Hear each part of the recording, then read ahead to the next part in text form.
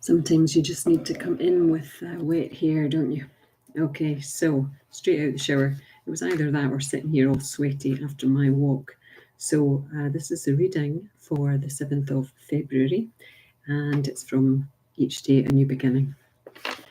It starts with a quote from Muriel Rickesair, and the quote reads, "However confused the scene of our life appears, however torn we may be who now do face that scene, it can be faced, and we can go on to be whole. We can expect to feel fear, even dread, at some points in our lives.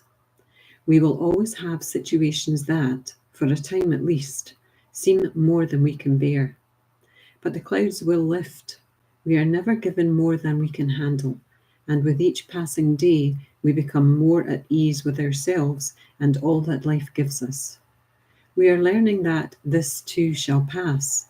Our confidence grows as our spiritual program gains strength. Our ties to one another and our ties to the program make us whole. When we reflect on who we were and how far we've come, we will see that problems we drank over in days gone by are handled today and often with ease.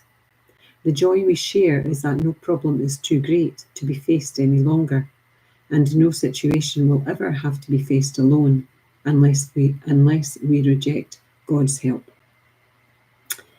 And then at the bottom it says, "I will be grateful for my growth towards wholeness and the opportunities I face today. They are bringing me into harmony with the divine plan for my life." Yeah, I will be grateful for my growth towards wholeness and the opportunities I face today. I listened to a Brené Brown talk at lunchtime, and she was talking about joy and the feeling of joy being a feeling of vulnerability, that joy, the feeling of joy causes people to relapse in the rehab as much as the feeling of anxiety.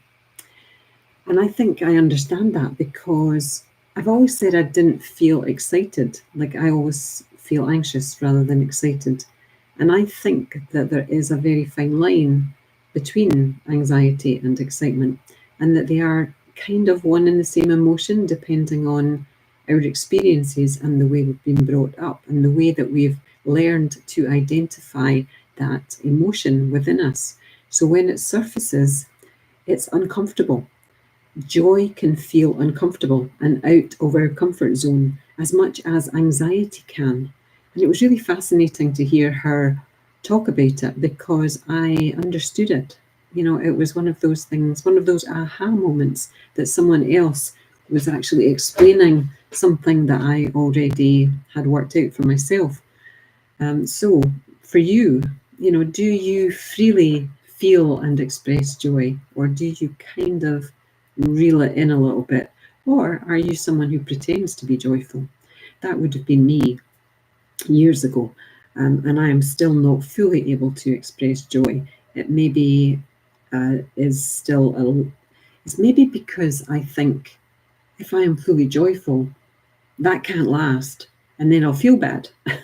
You know, and that's honesty. You know, that's my authenticity. That's probably why I don't fully feel joy, is that if I fully feel it, well, that's as good as it gets. And everything after that's not going to be as good. So I'll just protect myself so that my highs are not so high, but my lows will not be so low.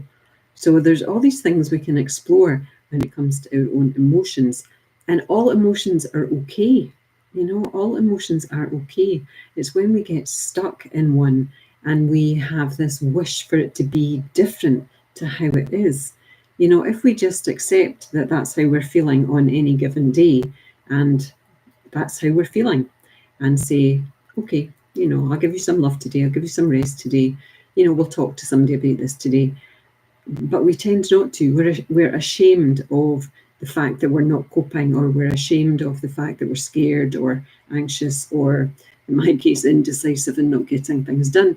So maybe today just think about how joy affects you and how anxiety affects you. Maybe neither do. Maybe you're very balanced. But that's my 5 minutes up and I'm going. So namaste. Love out to you all, and I will see you tomorrow. Bye now.